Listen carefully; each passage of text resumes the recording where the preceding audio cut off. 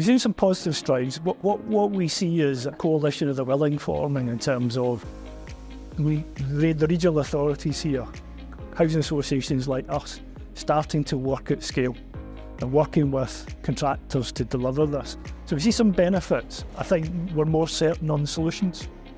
There's a bit more work to do in terms of once we've gone past the point of retrofitting and the envelope of property, what do we do with the heating systems? I think we're confident we start to see a path in this. What we'd like is our ambition to be backed by any government that comes in. Funding is the biggest sort of challenge. We're always looking for more funding. It's an investment in people's properties that's quite substantial, and therefore finding those big sums of money is difficult to ask individuals to look for. So therefore we need to look beyond individuals or look for funding systems and models. And it hasn't happened because it's difficult. So that's why it's a big challenge.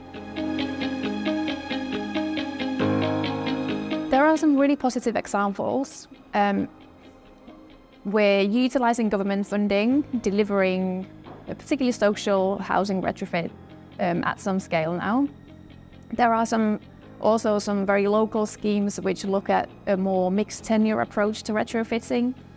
So the funding, combining funding from different sources, so both from kind of public sources for the fuel poor homes and then other sources for those who don't perhaps qualify for the funding. And also making sure that those schemes address areas which really need the works the most.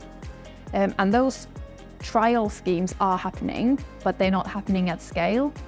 So in my mind, the next step is around learning from all those smaller schemes that we're doing, combining that learning, and then going for the really big schemes and big impacts. The biggest takeaway will be we need to join up the dots on a number of agendas that are really important, particularly in housing. We have issues around damp and mould that affect people's health. We have placemaking and the regeneration of areas that are falling into low demand, and clearly the climate change challenge as well. If we join all those together, we can use the funding that we have available in a more cost-effective way and tackle multiple priorities using that funding and hopefully achieve real long-term significant benefits for our tenants and residents in the city region. I think there's a challenge around public perception. I think we've got evidence that we can get into properties. I think if we can get the data from clients and local authorities to make sure we've got the right information, to make sure that the programmes are pre-planned in the right way. There's a challenge a little bit around funding, so the funding comes in tranches. If we can get some clarity on continuity of that funding, that'll be really good for everyone in the sector. And the other thing to consider as well is supply chain. So it's really important that we get the right supply chain to deliver the right type of works.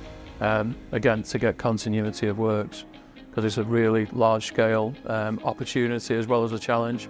So we need to make sure we've got the right supply chain to deliver it. For this to happen, then organisations like ours have to be ambitious. So if we invest now, we recruit the staff that can do this, we create the coalition of the willing that we've talked about today, then this will happen. But it's got to happen, because if it's not happening by the end of this decade, we'll pass the point of now or never in terms of climate change. So that would be my biggest takeaways.